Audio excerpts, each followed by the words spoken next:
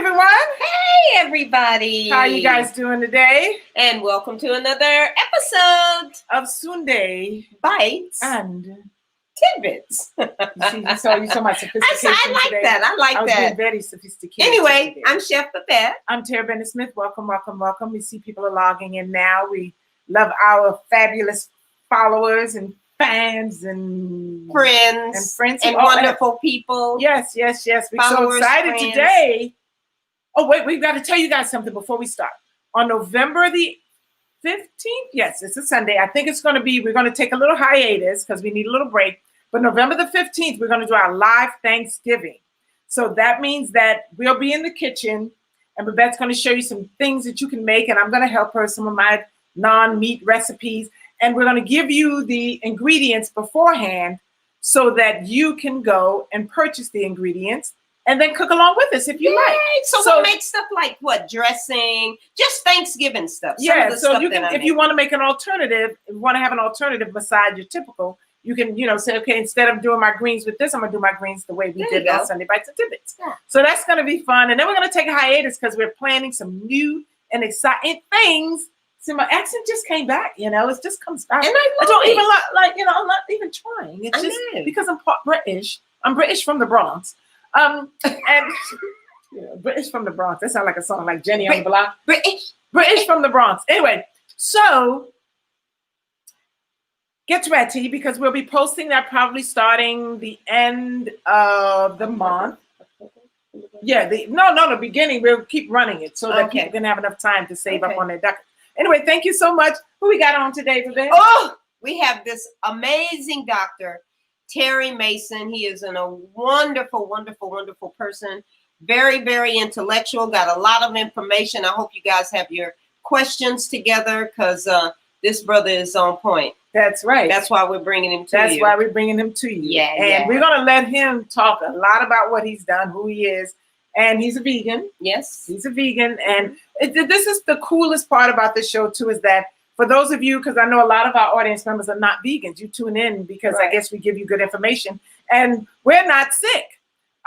So part of it is showing that, that you can be healthy as you get older and you don't need no medication. And you don't need a whole lot of stuff. Well, what we do basically is our goal is to, hey, Tom. Are we on the right side, Tom? Because we're on a different computer. Are we on the right side today? Let us know. Anyway, our goal is to introduce you to a simpler, easier alternative to keep you healthy as you're aging. Right. And it's what we need. Babette is in the Babette's on the correct thank spot. you. Well, thank you very much. So anyway, without further ado, we need to go ahead. Ado. It's a do. It's a do. You didn't do. You know what? Wait a minute. Before we go, he just introduced us to a song from the 60s. Oh, honey, what's this song called? The Roach. And they really smashing roaches. It's a whole dance. So when we learn it, we come back and Babette will show it to you because I'm not going to. No, you're going to teach me how to do it because you're going to figure it out. I'm going to figure it out. Or maybe Doc will show us how to do it. Anyway. But here is Dr. Terrah Mason. Mason. Don't get it mixed up with Perry Mason. It's Terrah. Terry with T. With a T. Hey, Doc. Hey, Doc. Hey, what's going on, ladies? How are you? Look, I'm like a drum with a hole in it. Can't beat it. Uh-oh. My bad. He got all the sayings. He got all the sayings.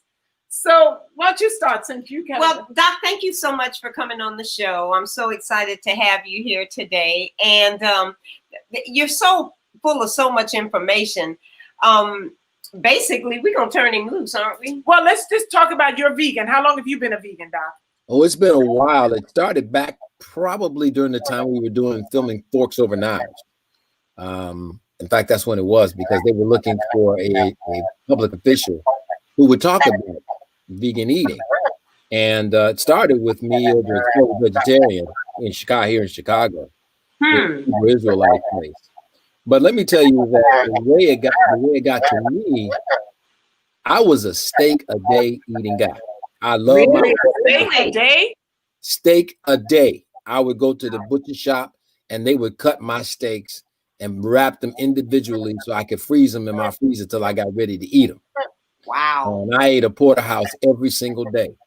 And then one day while I was on the treadmill, I ended up with chest pain. And I'm like, what the hell is this? And so I did something real stupid. I drove myself to the hospital, and yeah, I did. But the hospital was only 2 blocks away, so it wasn't that bad. Doc, hold on, Doc. They're saying your sound is funky and that it's echoing.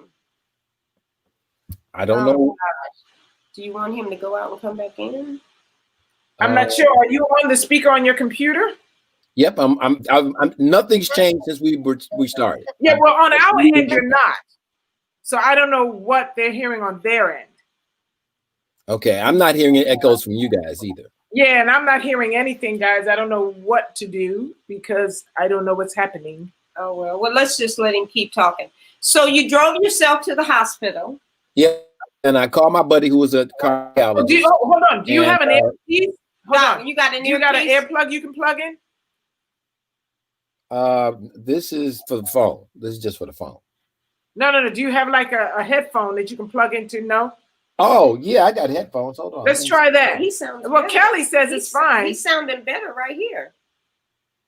You want me to try my headphones? I got a pair of headphones. He said it might be your Bluetooth.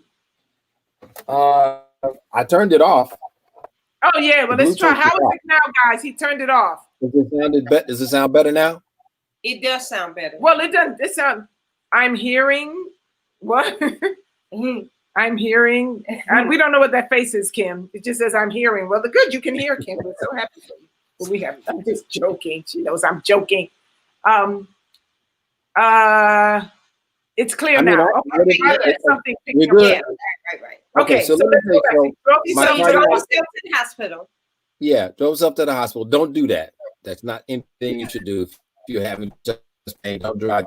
Get somebody else to drive you, okay? Because if you do pass out, you're gonna kill somebody and yourself.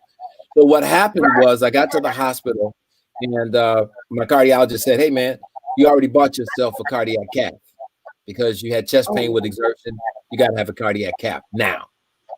So I'm like, "Okay, hey man, you look. I'm a urologist, so you do what you do."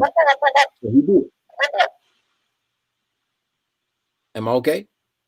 Yeah, keep going. I'm just playing with my sound. All right. So I had a cardiac cath, and he put the little catheter up through my leg, all the way up into my heart. And I'm talking to him while he's doing this. And I'm looking at the screen too. And he says, "Well, yeah, you got this blockage right here. And I think we're going to have to put a stent in." I said, "Look, man, I don't really want a stent. Okay. This is what I'll do. I've been eating a steak a day. This is what I'll do. I change my diet. I would go see Dean. At that time, I talked to Dean Ornish in the past. And I'll say I'll go out to Sausalito, California. I'll stay out there. My brother lives not that far away. And I will do that program." He said, "Look, man, you own my table. I've identified a legion. You are not going to get up off this table. You're going to have a stent. I'm not going to be responsible for you later on because I knew I should have done it." So he put the stent in. And then after that, he said, "Well, after the stent was in, I did all this and nothing." And then he said, "You're going to need to take a statin for the rest of your life." I said, "I'm not going to do that." What? Yes, I'm not going to do that. So I'm not taking the statin.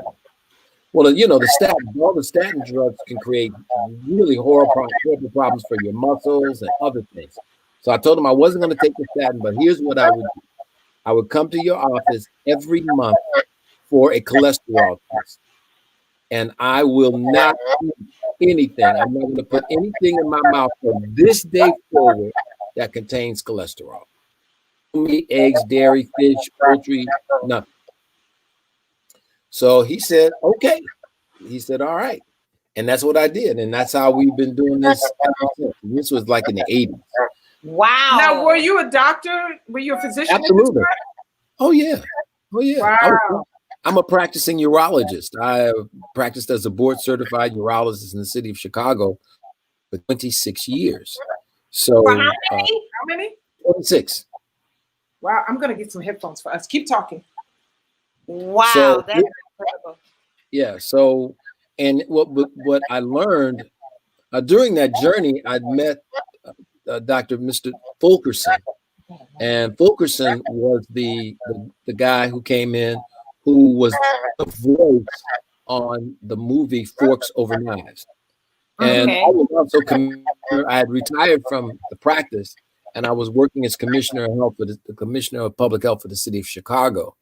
And they wanted to profile, because they had looked all over the country for a public official who would endorse at that time plant-based eating. And they ran up on me, and that's how I ended up with being in Forks Over Knives, because I was like, this makes sense. And the other thing is, my part of my practice was male erectile dysfunction. I did prostate surgery and everything else, but one of the things that we did was erectile dysfunction. And I had a huge ED practice, probably one of the largest ones in the city of Chicago. I probably prescribed more Viagra, Cialis, and all those other drugs. We had an injection program for which an injection program. Yeah, an injection program. We taught the men how to use a needle to inject the drugs into their penis for which the oral drugs did not work. And so my nurse, she got very adept at it, and she taught these. We had over 200 men on an injection program, and we titrated the dose of the medication so that they could still have an erection for about 2 hours.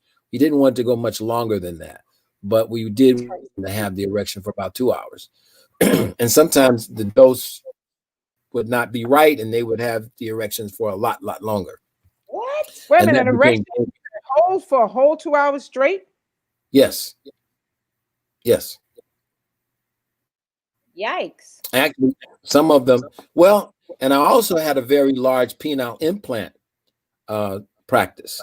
So the penile implants, which I think they still do some today, but the penile implants are for the people for whom the medications did not work, either the oral drugs nor the injections did not work. And so we then did an operation where we actually replaced all the hydraulics inside of the penis and put a device that's another show. I could show you all that. I got I'm curious because movies about all of this stuff. I could show it to you, show you the operation, show whatever you want. But what it did was it put a pump deflate valve down next to the guy was right-handed in his right testicle. But this is all on the inside. You can't see any of this from the outside. We put 2 cylinders inside the shaft of the penis, and then we put a reservoir to hold the fluid, which was just salt water. So it was the fluid that got transferred from the reservoir into the chambers in the penis, into the plastic chambers in the penis, and the guy could pump up his penis, and it would stay up as long as he wanted it. How? With like a pump? With that salt water? With saline. It was just saline. But it was inside. It was inside the plastic tubes. So it was like filling a tire with air. So people were doing that. They were doing that because they had clogged their arteries and their penis was not functioning properly. Right. Did you have? Go ahead. So what the other part of the story is that as Dr. Esselstyn in his book How to Prevent and Reverse Heart Disease came out, the information about what was causing this problem, that is damage to the endothelial cells, the cells that line all of our blood vessels in our entire body everywhere.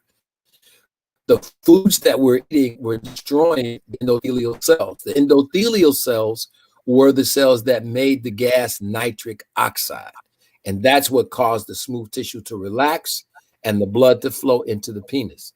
And the reason why the penis was so sensitive to this is because, and for the men out there and for the ladies out there, if you want to keep it up in the bedroom, you got to change what you serve in the kitchen.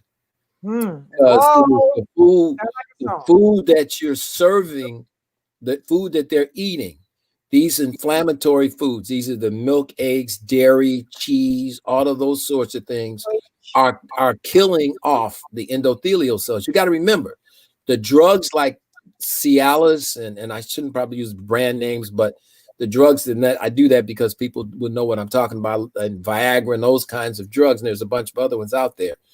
Those drugs, all they did was a chemical that part of normal metabolism is that the drug, the agent that would go into the bloodstream that would open up the blood vessels so that more blood could be trapped inside the penis, because the penis got hard because of blood that was trapped in the penis under pressure, which is why the guys, especially those young enough to remember, that your penis, when you had a good hard erection, you would see it pulse coincident with your heartbeat, because that's the pressure that was maintaining it. So the foods that we were eating were destroying our endothelial cells. I actually had a little video from Dr. Esselstyn's movie about how it was doing it. And we need to understand that that process wasn't just happening in the penis. That process was happening in every artery in your entire body. See? That's right. Wow. So that's why, and in one of the presentations, I show a chart that was done by the AMA, where they show men who had erectile dysfunction were far more likely to go ahead to have a stroke, were likely to have a heart attack, were likely to have peripheral vascular disease. Why? Because it's all the same disease. Wow. It's not different. So when you got blockages in the artery going up to the brain, we call that a stroke. But those same blockages in those arteries are in every artery in your body. So you end up with what we call it when blocks up in the legs, we call it peripheral vascular disease. Blocks up in the heart, we call it coronary artery disease, but it's all the same. It's not different. It's one disease. And what happens is, and I tell you this, I eventually left the practice of urology. And I did it because I wasn't really curing anybody of anything. I could take out prostates, I could bladders and kidneys, and I did stones and did all this stuff, but I wasn't doing anything to really try and deal with the actual cause of the problem. And what physicians are trained to do is to manage complications. None of the medicine, for example, you can take blood pressure medicine from now to the day you die, and you're going to have high pressure. Why? Because it does not cure, it does not treat the underlying cause of why you have high blood pressure. So that you will take these medications that'll make your numbers better. It's just like the insulin. And I'm not saying don't take blood pressure medicine. I'm not saying that at all. And I'm not saying don't take your insulin, but your body's making insulin. So you think about it. You're taking insulin, your body's making insulin, but the insulin your body's making is not working. So you then give it more insulin rather than deal with the underlying cause. And the underlying cause for most all of these, one of the things that's similar, and I'll stop after this, is inflammation. It is all about inflammation. Now, what is inflammation? And so if you scrape your knee, and it doesn't cut it, but just scrapes off some of the skin, we've all done that. And if you notice, when you put your hand on it, it's warm. Why? Because all of these elements come out of the body to try and heal that. So the first thing are a bunch of cells that make sure that you're fighting against the infection and what have you. Then you have platelets that come to sort of create a clot so that the skin can begin to replace itself under the protection of this clot, of this scab, as we call it. And as the skin heals, then the scab will come off. Now, the problem is that's going on in your arteries inside your body, all of them, all the time when you're eating food that cause inflammation.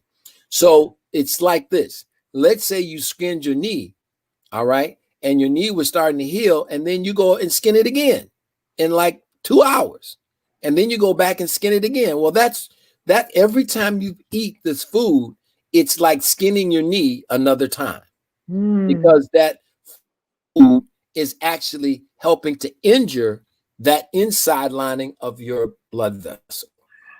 And that's what's causing your problem.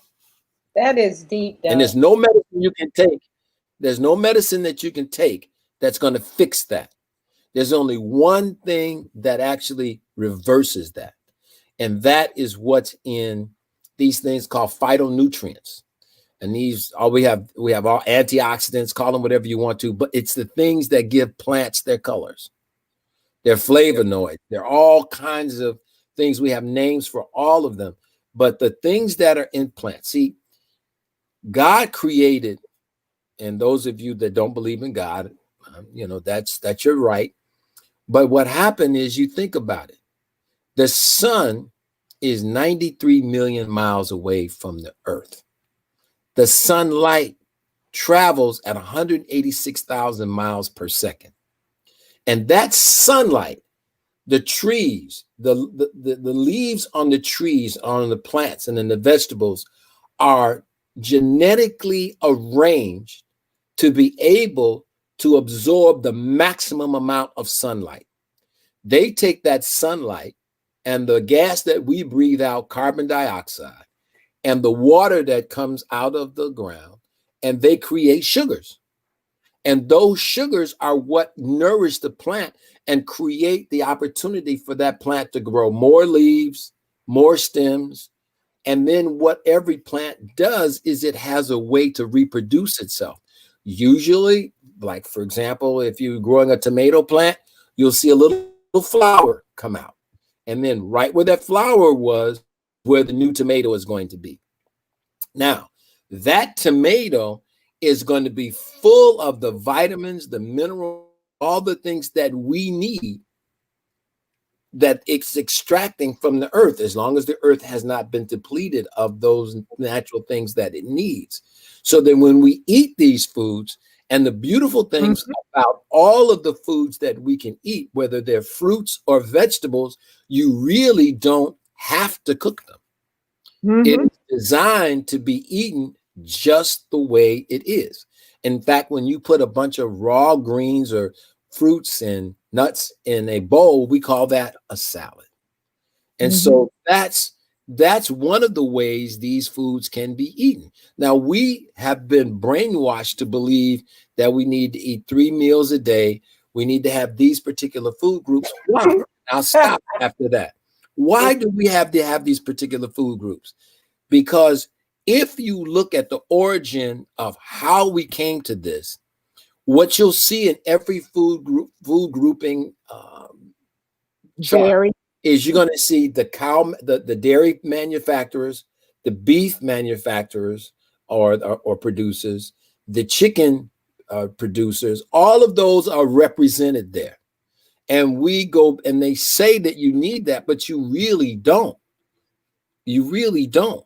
I mean, what you need is the same. I mean, why? And I love this metaphor that they use. We talk about eating meat, but why are we eating the middleman or the middle woman? Because those animals ate the plants, and they developed all their muscle from the plants. So when you're eating the meat, you're eating the byproduct of the metabolism that created the muscle for the plant. So why not just eat the plant and you won't have to be bothered with the middleman?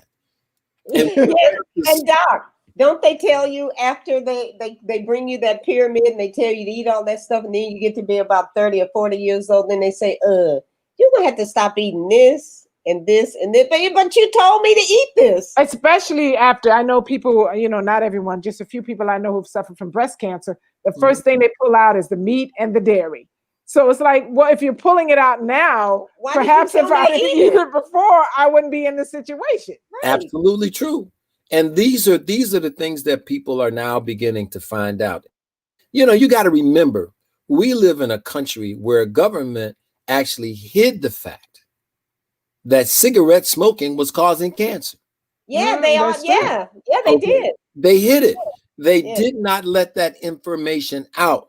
And by the time they did, look at all the people who had succumbed and had the complications of smoking cigarettes. There was nothing that was good about inhaling these byproducts of the burning of tobacco. That makes no sense at all. So the same thing is true about our food. This is not about being vegan, vegetarian. It's not about that at all. It's Right. all about when you buy your car. And if you have a new car, it comes with a manual. And with the manual, one of the first things in it, when it talks about the fuel, it'll tell you whether you need to put premium or regular or whatever. And it tells you how often to change the oil and all that sort of stuff. If you want the car to perform the way the manufacturer designed it, you must put the right fuel at the right octane level in the car. Okay. Now we have a manual. People may disagree, and I'm not, and that's fine. But I believe that in Genesis 1:26, we were given that's the manual, and it says what we're supposed to eat. Now you can debate it all you want, but our deviation from that is what's created most of the diseases that we had.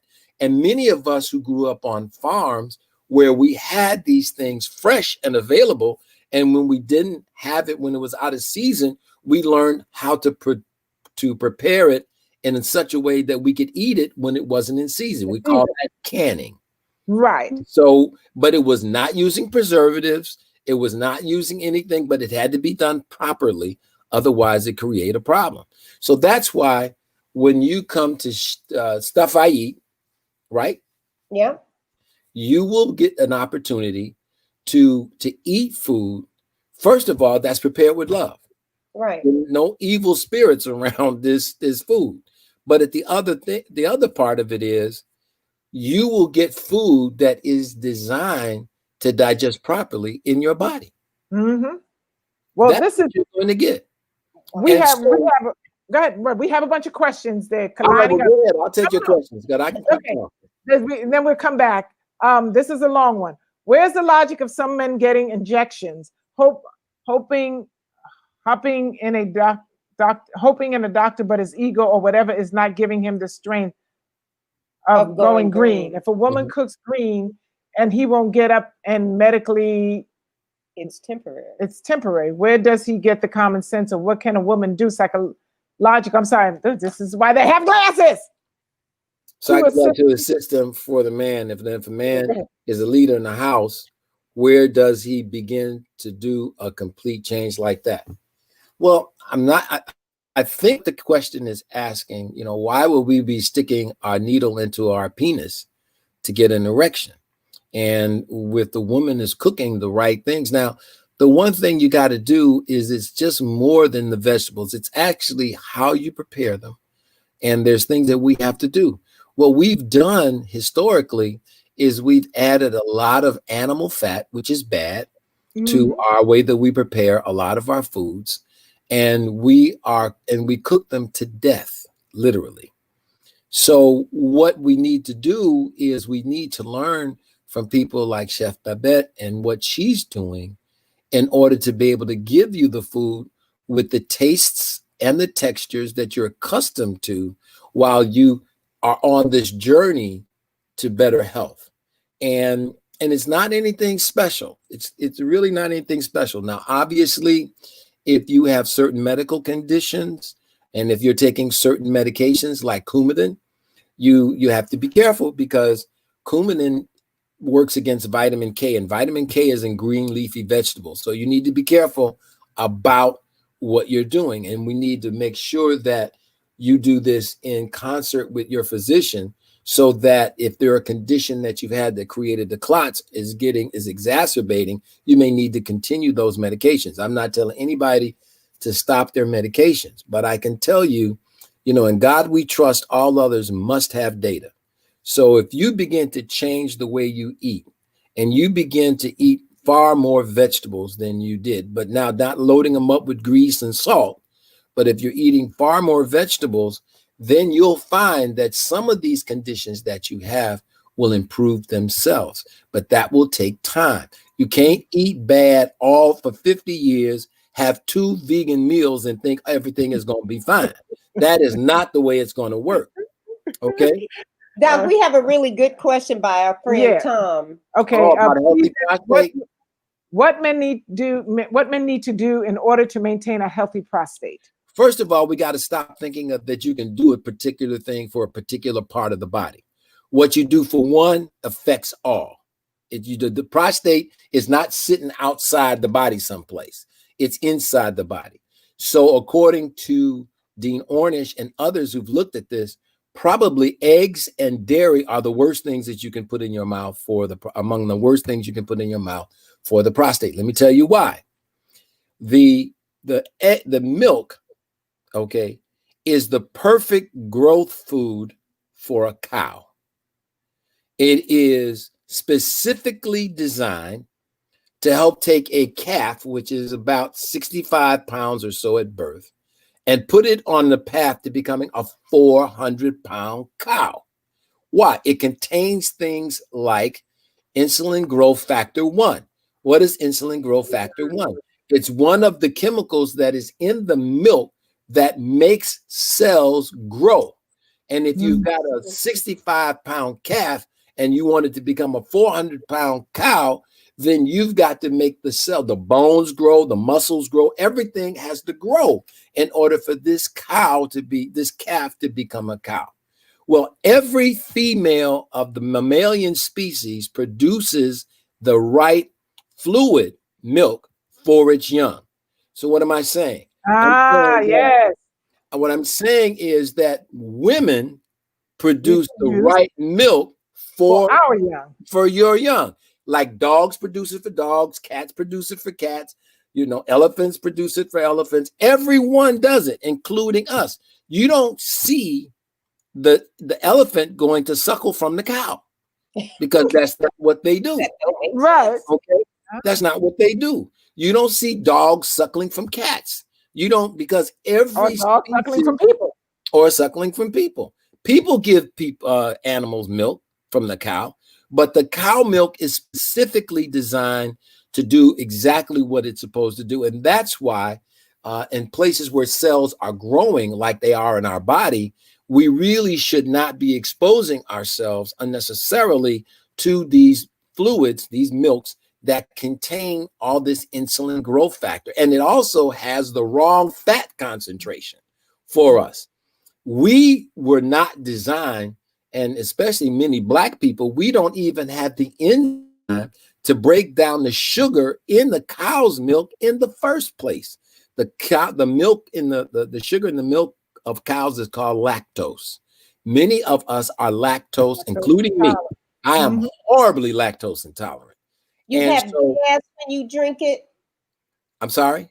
Does it bloat you and give you like gas and all that? No, if I drink milk, and I haven't for probably over 40 years or more now, I get terrible diarrhea. Diarrhea, okay. Horrific I diarrhea. used to get really bad gas and bloating. You can get gas and bloating. I never liked it.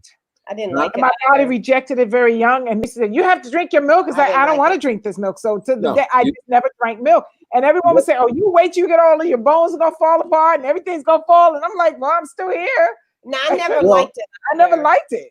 Well, you got to look at this. Milk actually does create a problem for your bones because you have to be careful about these things. Now, you've got to understand, and let me just back up a moment. When I was in medical school in 1974, throughout my entire medical school 4 years career, we had 40 minutes of nutrition. Whoa. Out of 4 years of teaching, 40 minutes of nutrition. And it wasn't real nutrition.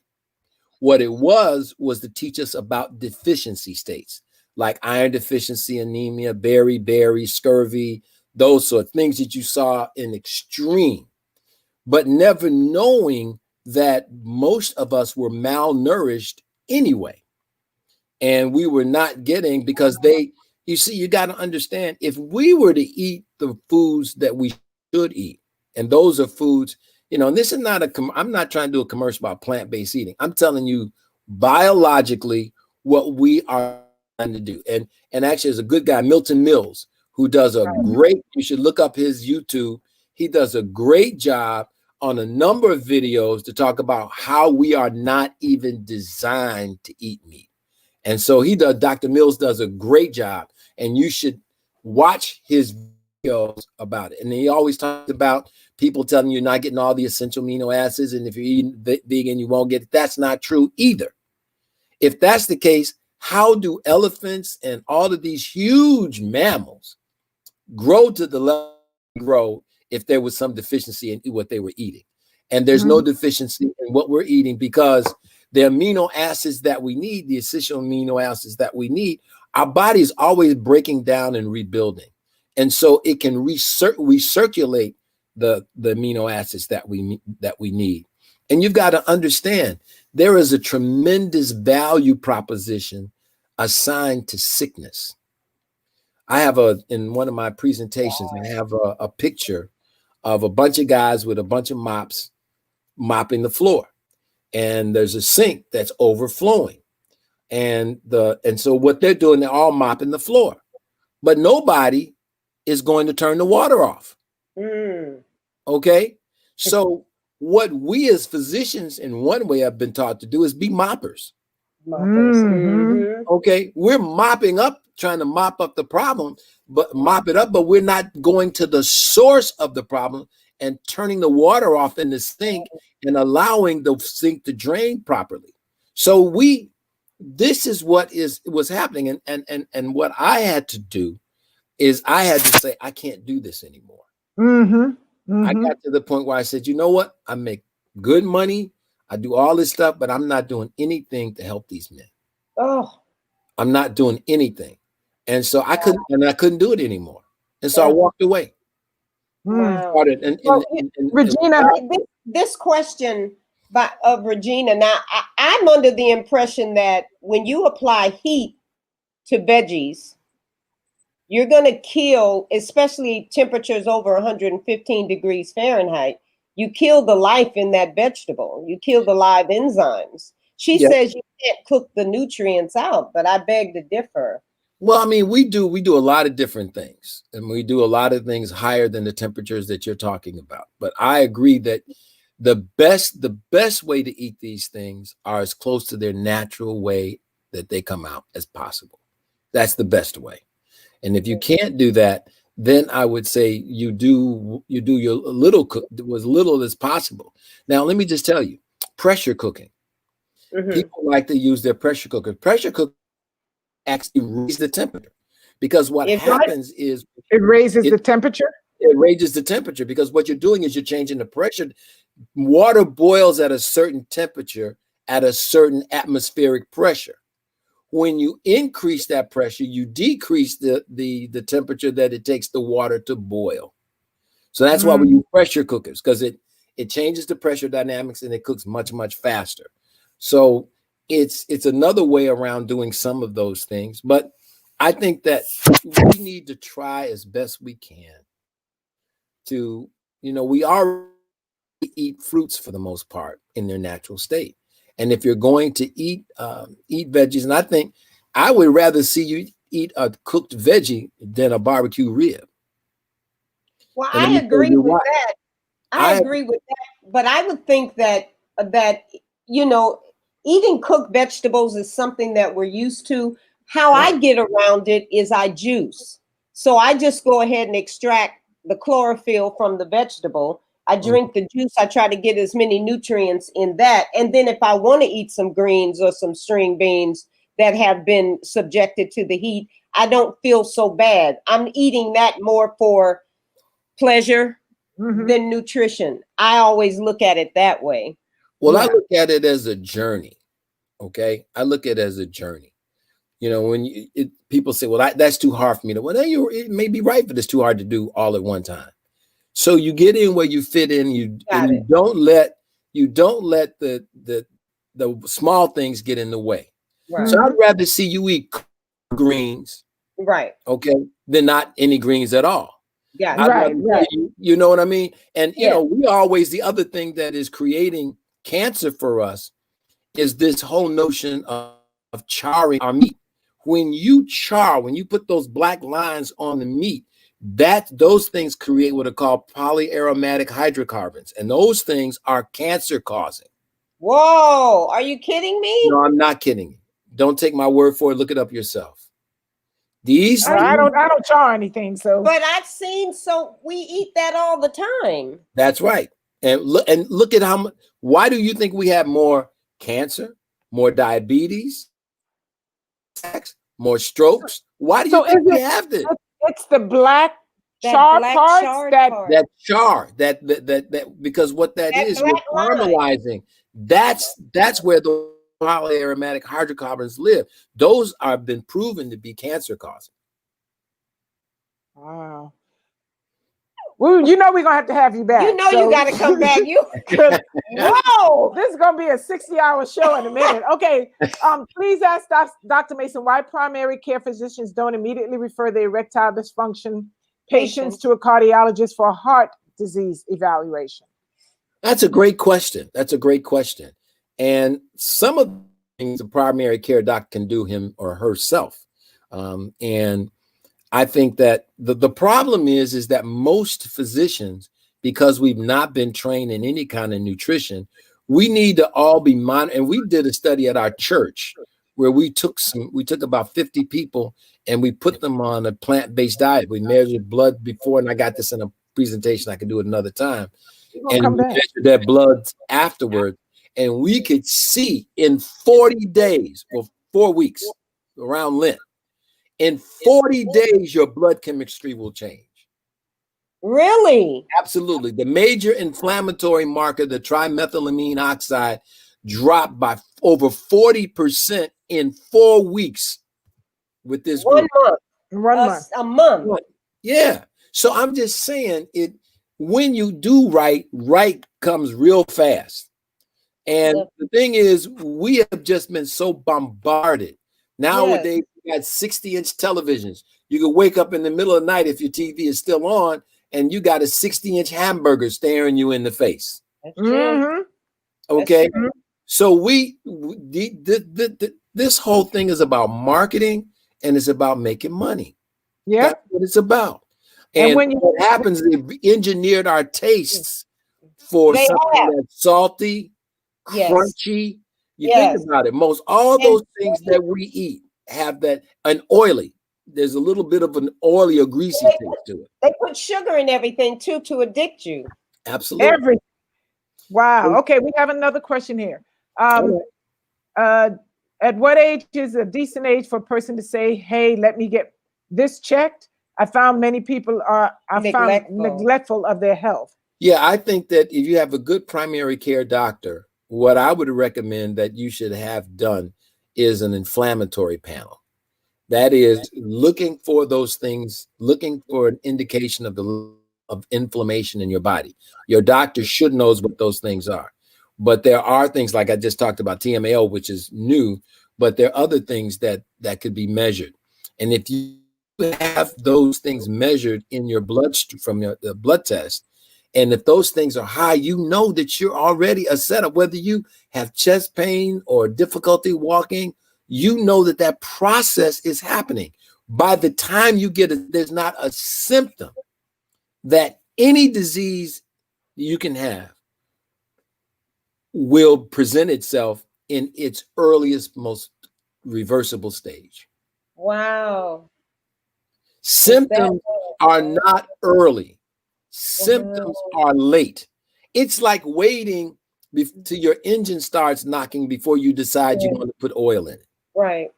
And that's what, unfortunately, that's what people do. You know, when they go to the doctor and the doctor says, "Okay, now," then they want to look at alternatives. You know, I told the story of a friend of mine who was diagnosed with cancer, and when I first saw him, we went to high school together, and I was looking for him on the internet, and I found him, and I didn't recognize him at all. Not because he'd gotten so big that his skin color had actually changed. Sure. I mean, everything changed, and then within like a few weeks, he got cancer. So I said, "You need to look at changing your diet. Just watch What the Health." Something I thought that could connect. Sure. But there's a lot of good movies. There's a lot of good movies out there. What the Hell? Funny, Diet Fiction. Yeah. Diet Fiction is another good movie because it goes through all these different diets. I don't know that one. Yeah, Diet Fiction. That's another one. And if you are one of these guys who believe you cannot get strong, you cannot develop muscle. Oh, that's a lie. Yeah, you need to watch Game Changers. It's done by James Cameron. Game They changer. went all over the world, interviewed the strongest, fastest, most high-performing athletes, the guys that do what's called an Ultraman, which I think is 3 Ironmans back to back. Wow. Okay, and they're vegan. Guy that walked over 1,000 miles. I mean, you got to see this movie. You got to see. So give us the names again. Game Changers and Game Changers and something else. No, Game Changers. The other one that came out first. I'm just trying to think. You said Diet Fiction. Diet Fiction is a great movie that goes and looks at every single diet that's out there and talks about what the science says about these particular diets. So that's Game Changers. And of course, don't forget the staple. We can't throw the staple under the bus. The first movie that got us all on, many of us on this path, the one that came out with Dr. Esselstyn talking about the diet that he and I went to the Cleveland Clinic and watched he and his wife do the class. Forks Over Knives is the name of that movie. So I would say that you should at least watch those 3. Yeah. And then you got to remember, because you said something that triggered something a moment ago. You have to, no one's going to do this for you. This is between you and yourself. Mm-hmm. And you have to you got to understand that the most valuable thing you have is your health. And when you lose it, you want to do anything you can to get it back. Mm-hmm. But I was saying to say that that same friend, when he lost a lot of weight, obviously, and the doctors told him he needed to eat to go home. So he went home. He said, "Yeah, well, I came home. I had some eggs and some bacon." I said, "No. Did you watch the movie?" You know, I mean, and then obviously he passed away within like weeks. Well, you know, the thing that we've got to do, we have to understand that what these foods are and what they do. And when we talk about eggs and bacon, I mean, Dr. Dean Ornish showed in men with prostate cancer, when they took some prostate cancer cells, put them in a petri dish, and they had these guys that were on a plant-based diet, also doing stress and yoga and meditation and that sort of thing, because it's not just mind, body, spirit. When they drip their blood into the prostate cancer cells, the people that were eating that way, only about 8% of the prostate cancer cells grew. In the men that were eating the regular food with just, all the barbecue and everything else, the 80% of the cells grew. The cancer cells grew. Are you kidding me? 8 No, and 8. Yeah. And so and for prostate cancer, and for any of these cancers, but particularly prostate cancers, we don't recommend men eating eggs or dairy. You got to remember the dairy, as I told you before, has the insulin growth factor 1 in it. And if you already have a cancer, why would you put something in your body that makes cells grow faster? That's not using good judgment, because you're going to provide an environment for more prostate cancer cells to grow. There also, just one thing I also want to say, the International Agency on the Research for Cancer did over 800 scientists looked at all the literature, and what they found is they took meat and put it in different categories, and they put processed meat in group 1. Group 1 is the group that definitely causes cancer, and all processed meat is in group 1. That's your bacon, salami, bologna, sausages, all of that stuff is in group 1. Look it up yourself, the International Agency for Research on Cancer.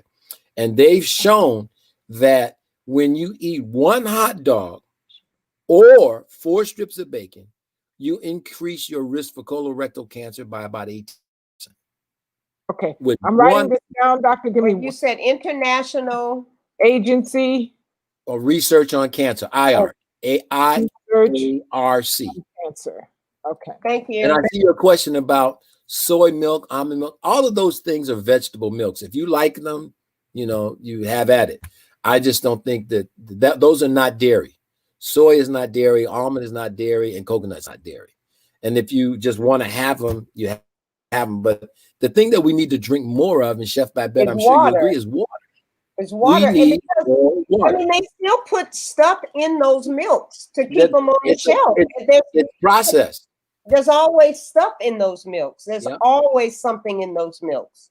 And there a lot of times I'll just take plain shredded coconut, soak it in water, blend it up, put it through a strainer, and have me some coconut milk. But at least I know what's in the dang milk. Right. So we need to understand. We really need to understand it better. I'm not one who tries to beat people over the head. I think what I like to do is give you information, and you make your own decisions. Yes. You make your own, but get good information. Right. And stop thinking that you're going to go. The first thing you need to do is stay away from folks that tell you, I got this supplement for this supplement for that, this supplement for the other. You don't need, what you need is eat good, wholesome foods. And if you don't know, you've got two ladies sitting right here that can help you with this. You can do that. And then the question, what is the proper milk for somebody who's lactose intolerant? There is no milk, no cow milk that you can use. Those other milks that we talked about. And that's another thing. The cereal industry was invented to help sell dairy. Yeah, because you can't, I mean, you're supposed to pour the milk on there. But look how they treat the cereal. With the cereal that the average person eats is full of dye, refined sugar, all kind of chemicals, and you give this stuff to your children before they go to school. I mean, that's what we used to do. With the milk and refined sugar. And pour more sugar on it. It's just like incredible. And you know what, Doc? I posted something a couple of weeks ago that had it. I know it shook everybody up because within an hour, I had almost 10,000 views. And that's when you know you got people all messed up.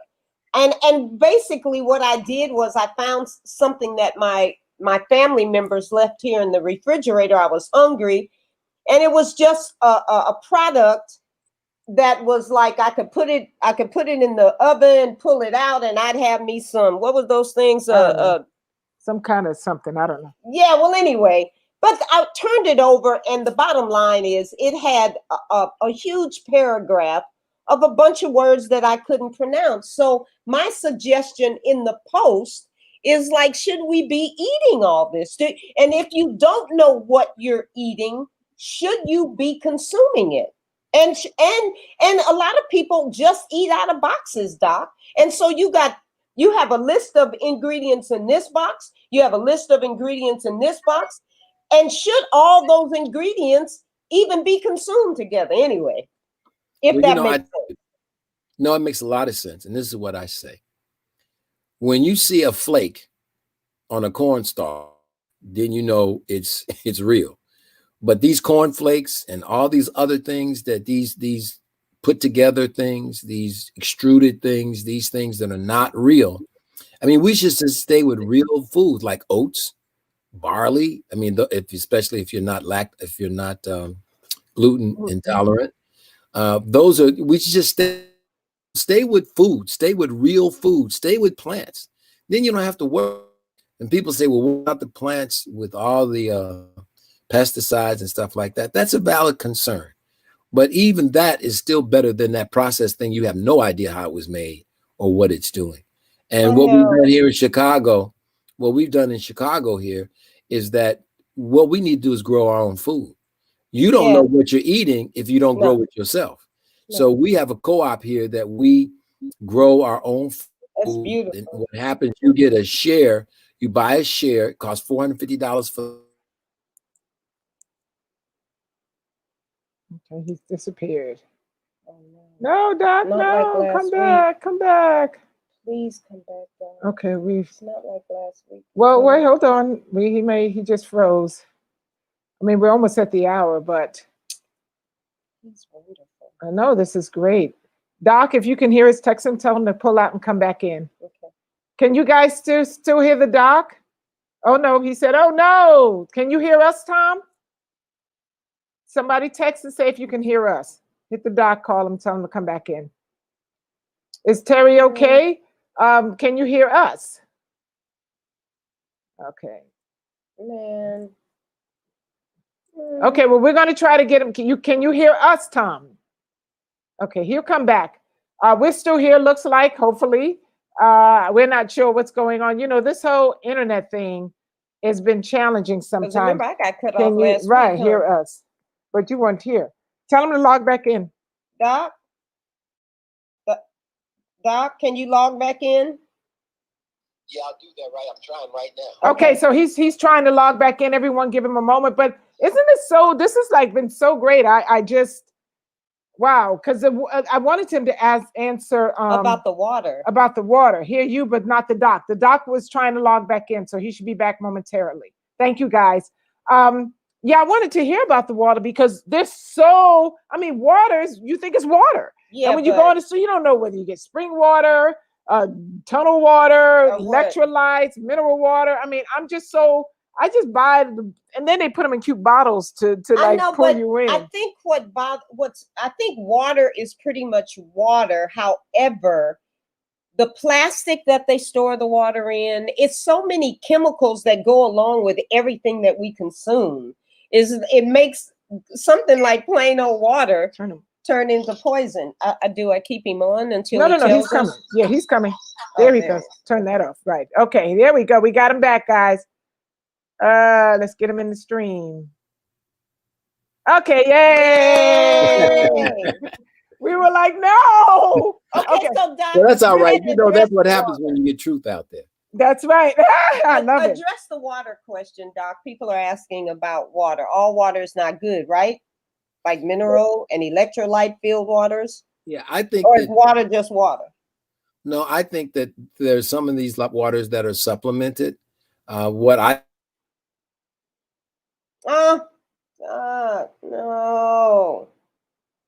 He's okay, yeah, he's stuck again. I don't know what's going on with Docs. And he keeps. Man, I sure wanted to hear that about the water. I know, maybe we're not supposed to learn about the water. It seems like every time we ask about the water, somebody from the water system is shutting us out. Is shutting us out. Well, let's talk to our folks. First of all, it has been just amazing to have Doc on the show today. As you can see, he is just a wealth of information. So we're definitely going to try to get him back sooner than later. Yeah. We're so sorry that we lost him. Like you guys lost me last week. I don't know. Sometimes this electronics go nuts. Yeah. But go ahead, honey. Somebody said the devil is a big liar. Well, the water devil is out right now, and obviously not letting us hear about which water we should have or which water is or is not good, because he was talking about water has supplements in it. And who thinks about that? Because you just thinking, okay, they're really going out to get spring water, or they just putting water on a spring bed and bouncing it upside down and calling it spring water. Right. You know, I mean, who knows? But you buy it and they put it in beautiful bottles. Each bottle is starting to look nicer than the last bottle. We're going to wait because Doc's probably going to try to get back on again. Somebody said, what's his whole name? His whole name is Dr. Terrah Mason. It's under scrolling in the thing. You see, our guest today is Dr. Terrah Mason. I will put down his information.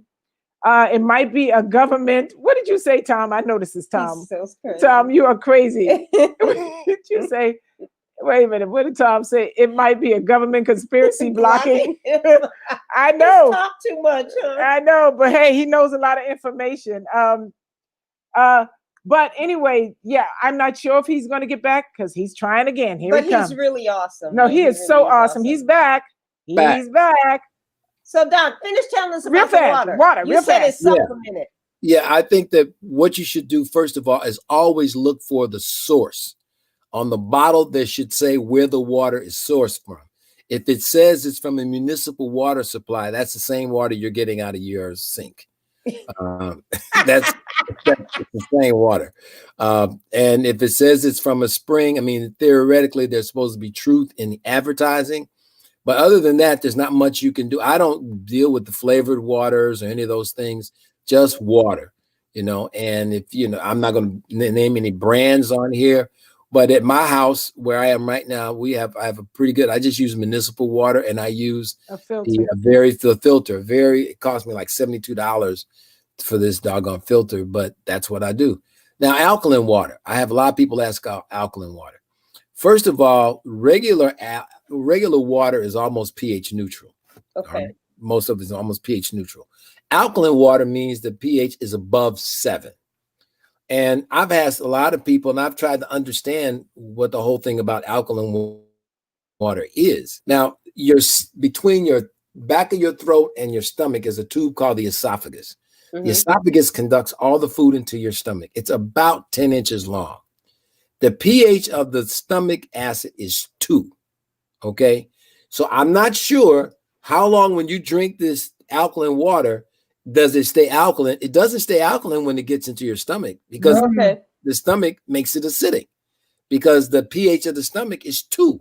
It's very, very powerful acid because that's what's used to break down the proteins and what have you in the food that you're eating. So I'm not one, if people want to drink alkaline water, that's fine. But in terms of, I wouldn't drink alkaline water and then fill up the rest of my plate with processed foods. You know, I wouldn't be drinking my hot dog, eating my hot dog with alkaline water. I mean, you're defeating the purpose. Spend your money on where you need to spend it on. Buy good food. Eat at good places like Stuff I Eat. It's not commercial. They ain't paying me to do no commercials, but I've eaten there. I've been to Inglewood, California, and I've gone there. So you want to try to do, why would you, when you buy your car, and the car tells you, you know, you want to put the right oil, the right gas, the right this, you want to check the tires and all that stuff and make it good, but we don't do that for our bodies. We put anything in our bodies. Well, don't we?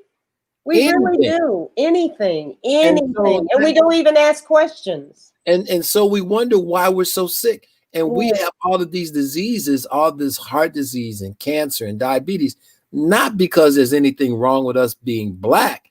It's because of where we live, how we live, and what we eat. And those are the things that determine how long you sleep. Health, we talk about the environment where people work, live, and play determines how long they stay on the planet. And you've got to take better. Yeah, you've got to take better. You've got to love yourself. You know, you got to love yourself enough to put the right things. You know, you don't go to the gas station, and if your car says put 92 in, you put some 87 in because you want to save money. It's not going to work. And then your car be pinging and knocking. That's right, because it's not the right fuel. I know. Can you answer this question, Doc? Do you recommend a water fast to start our cleansing? You know, I'm not a real big thing about cleansing. I think that if you just start eating right all the time, stop putting garbage in. You don't have to worry about. She's trying to combat her seizures via my diet. Any recommendation?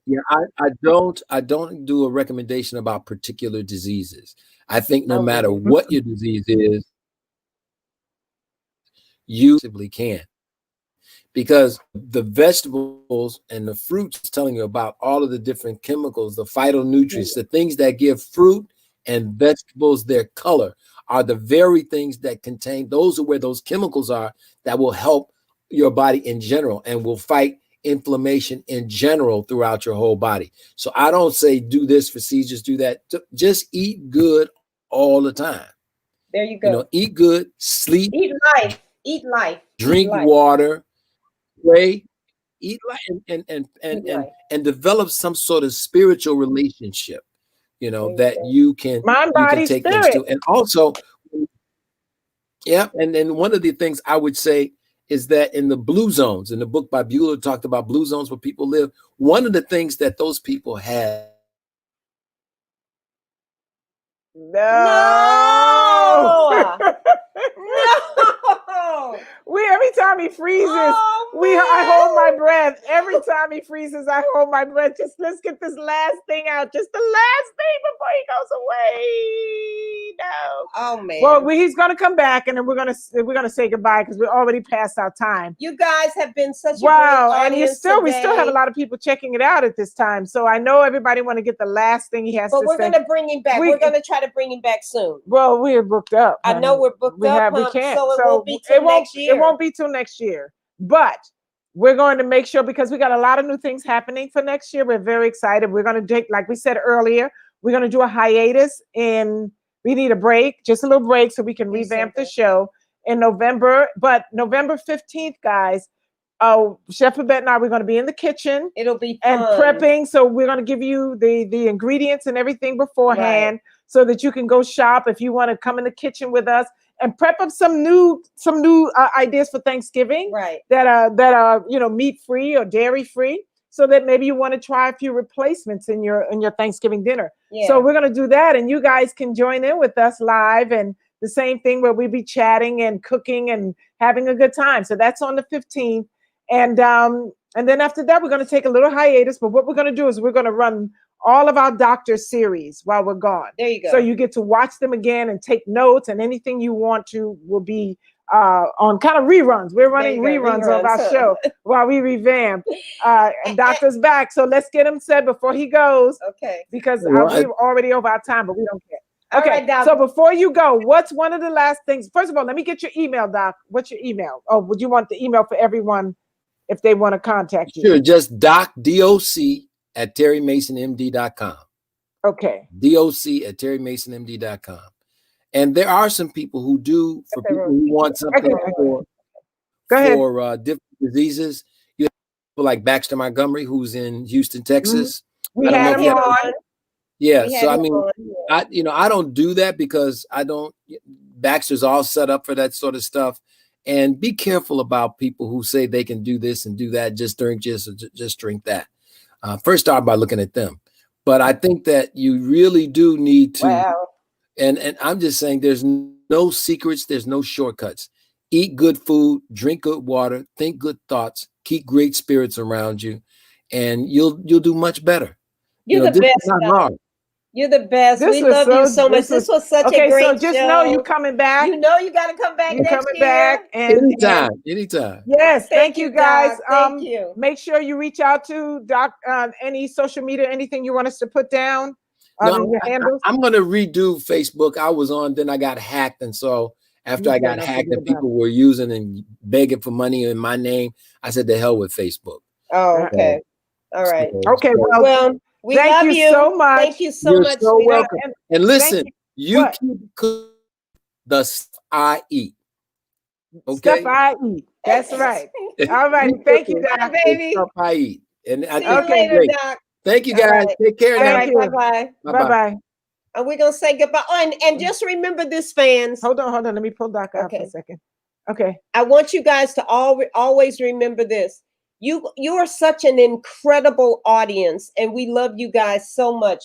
If we have any visitors that ever come on, understand that this is just a place of love and learning. We're sharing, we're growing, and we're learning ourselves. So keep your negative thoughts outside of this She's space. saying that because somebody left a little negative snippet, and the South Central girl and the Bronx girl, we had to tone ourselves before they started to come out. We had to, Babette handled it really nicely because Miss South Bronx, I had to put her in the corner and go, you know what?